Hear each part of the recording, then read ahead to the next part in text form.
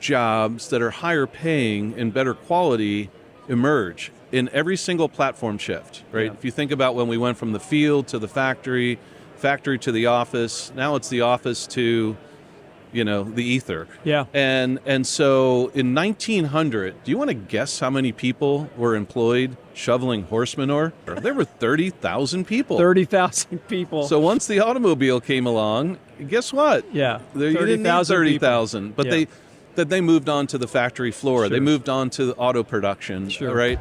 On this episode of the Built to Suit podcast, Nathan Griffith sits down with Joe Brady, partner at LRG Investors, to explore the future of work, technology's impact on real estate, and why building healthy communities matter. From AI and quantum computing to generational shifts in workplace design, Joe shares insights on navigating change and creating spaces that truly connect people. Enjoy.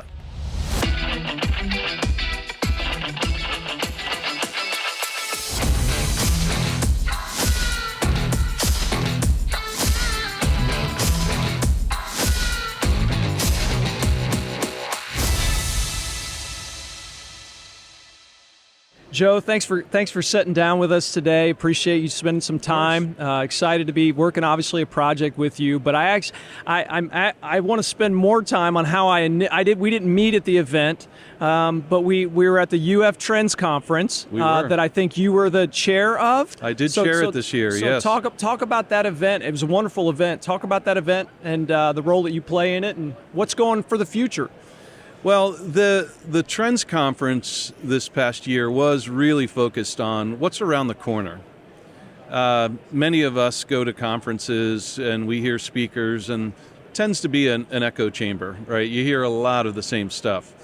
And I was thrilled to lead a fantastic committee working with our staff at the Bergstrom Real Estate Center to bring in just a top level group of speakers. And it ranged from Ray Corderero from JP Morgan, who is in charge of global capital projects. So he's a guy that only spends $5 billion a year. Sure, just $5 billion. And that was one of my first questions to him. And Ray's a dear friend. We worked together at JLL, and when I was at JLL, still he went over to JP Morgan, and we promoted him to client, so we took good care of him.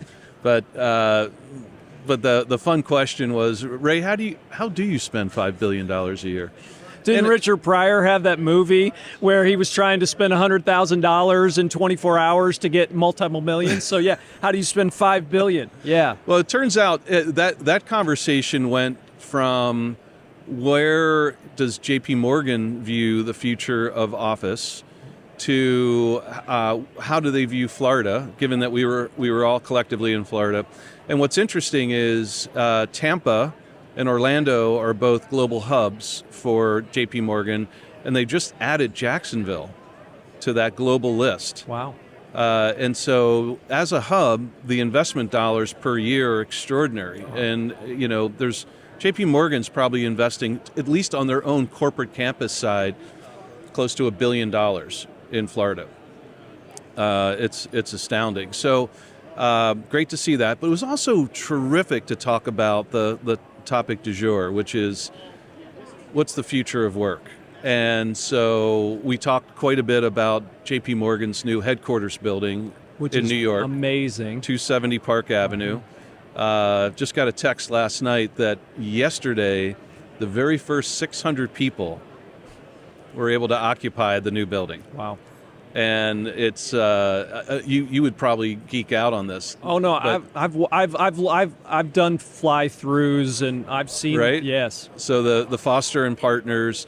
I just love how David Arena, by the way, who's the global head of real estate for JP Morgan, is probably the best global real estate leader. Period. Right? There's, he's so far above whoever's number two.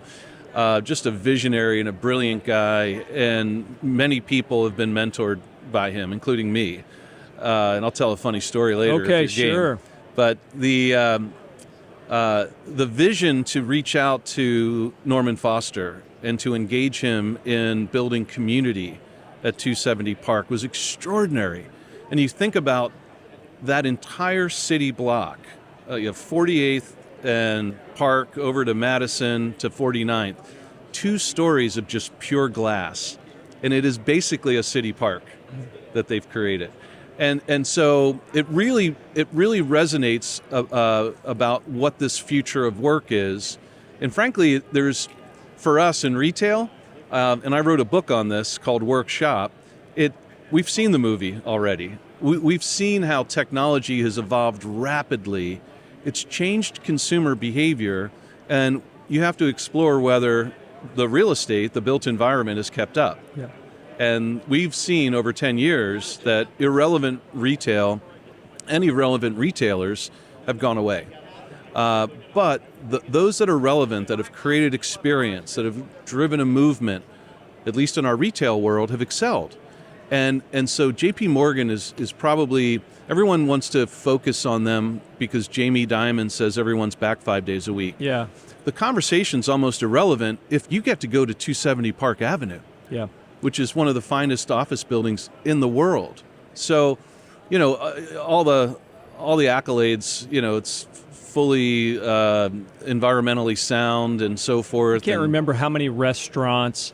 There's 20 some restaurant venues. Yeah. There's an Irish pub on the top floor. There's, of course. And by the way, the art collection that JP Morgan has is beyond compare. Wow. On the top floor, when I used to go to 383 Madison, which was the old Bear Stearns building that Jamie got for $10. It's only worth $1 billion now, probably more. Are the pistols that Aaron Burr and Alexander Hamilton used in their duel, right? Like you think about these types of things, it's extraordinary. So, but I think that's how corporate America, frankly, sometimes people forget. So in Bentonville, Arkansas, there's an amazing art museum. Right. The Waltons, they curated it, right? And so we spent a little time yesterday with Josh from Crossmark, and we talked a little bit about how office has to have a hospitality environment. Like that's part of the reframing. It's not about a lease. It is about an experience. And if you are going to bring people back to work, you need to have something maybe a little bit different for them. It was a fantastic. Hold on now. Yeah, okay. Bring them back to work. Okay. I'm going to challenge you. Okay. That's like saying hot water heater. The water's already hot. You don't need to heat it. Everyone's been working. And that's the thing. I wrote this book called Workshop, and my thesis is that shop evolved from a noun to a verb, a place you went to spend money, physical 4 walls, to a thing you do irrespective of place, whether it's online, in the brick and mortar, in any combination. I argue that work is justly going through that same evolution. Okay. Pre-pandemic, work and office were almost synonymous, weren't they? Where are you going, Nathan? I'm going to work. Well, that meant you were going to your office, which is a really nice office, by the way, and thank you for showing me around. Yes. And for those who get a chance, you should definitely check it out. Now, work and office are decoupled. And if you think about the age we're living in, we're going through a platform shift. One of the biggest technological platform shifts in humanity, and it's this AI platform shift that's happening now. Significant. And it's significant if you think about the turn of the last century. We were deep in the Industrial Revolution. Doing research for my book, I said, I wanted to tackle the idea of technology stealing our jobs, right?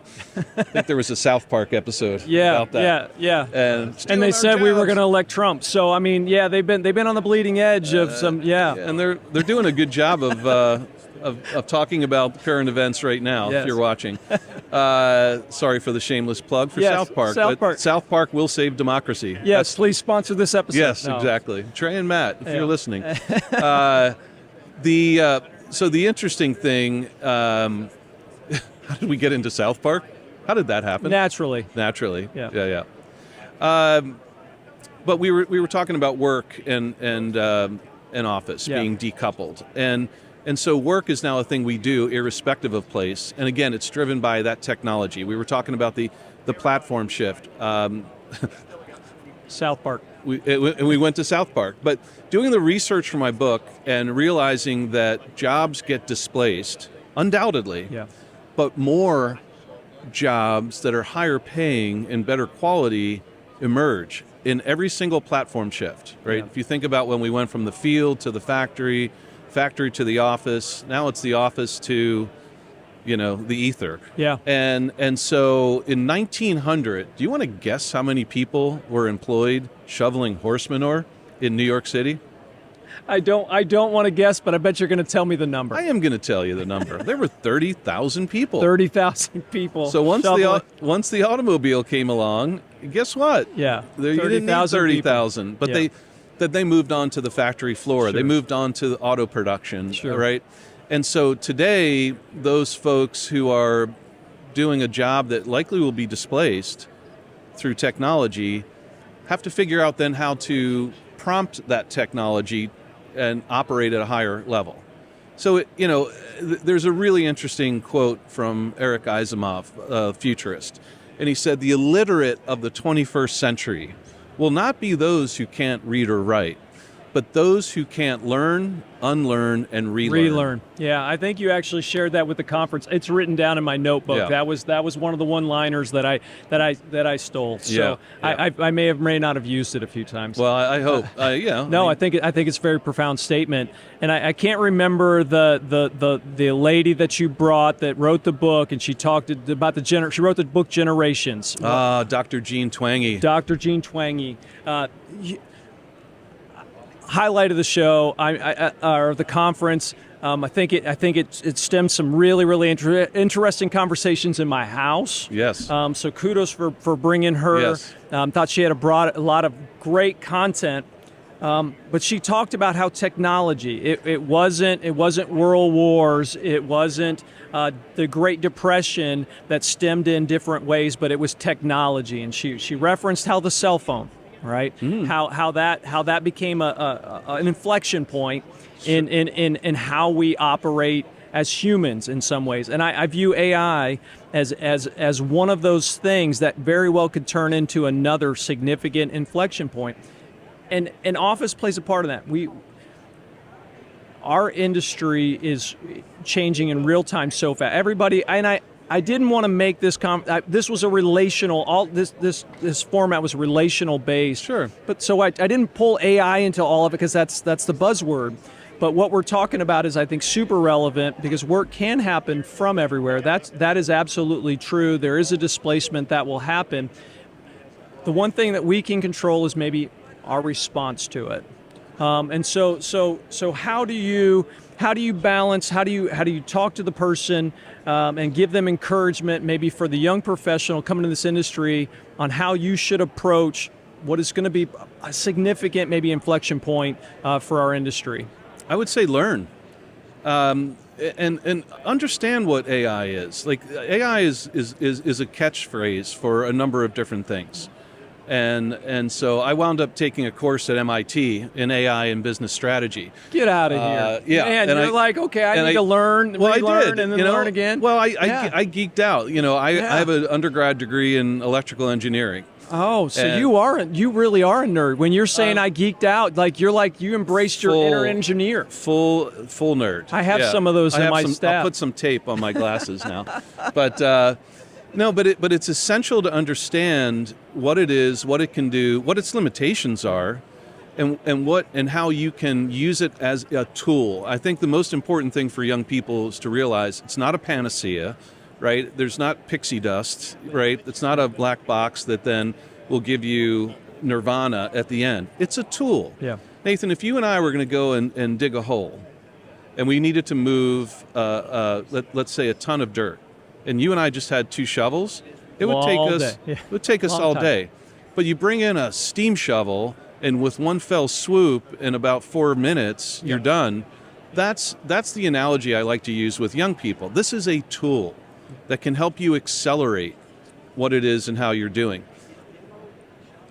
I believe that we are going to see the next platform shift happen sooner than ever, and that's going to be around quantum computing. Sure. Right? Like the idea of us using ones and zeros to code will be like shag rug. Yeah, seems archaic. In 5 to 10 years.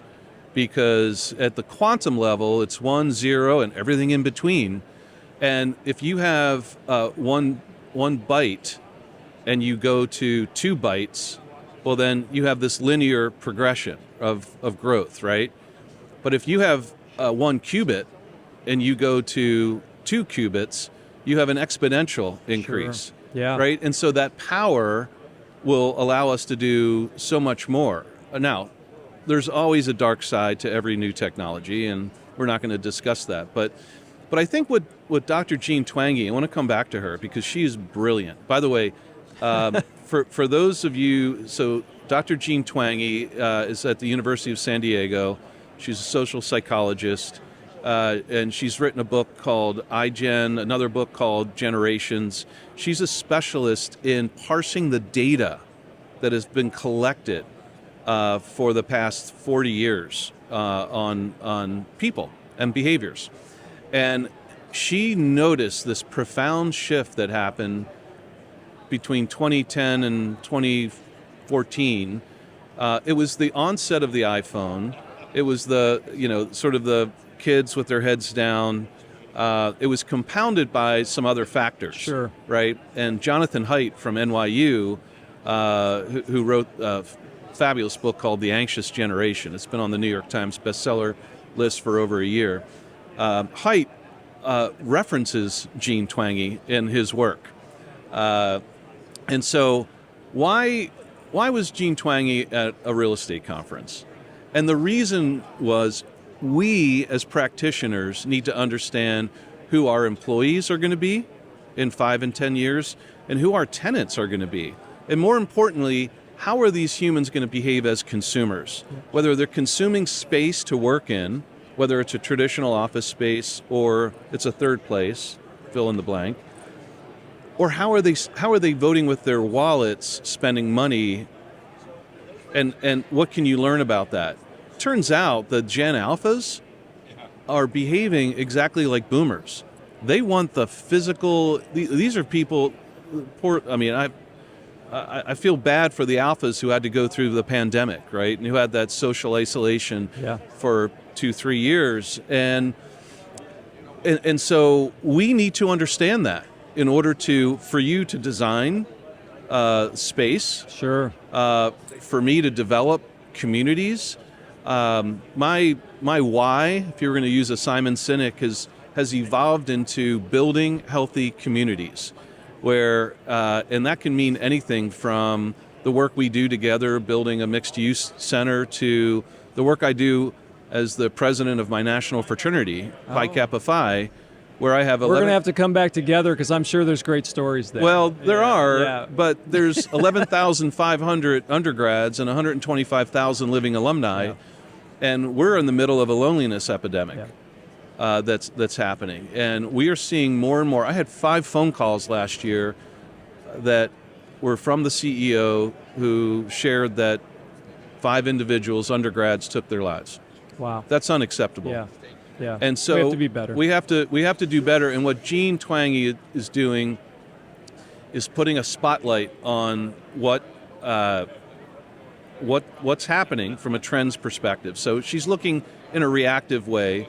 She's also coming out with a book, 10 Lessons on Parenting, which is coming out soon. I'll have to check that one out when it comes. Very important. But with Jonathan Haidt and with Richard Reeves, who wrote Of Boys and Men, these are folks who are thinking about solutions that can help shore up these young men who are literally coming out into society, whether they're going to college, whether they're going to work, whether they're going into your stores, going into your shopping center. These people are super fragile, right? They don't understand that life's hard. They don't understand that challenges are going to happen.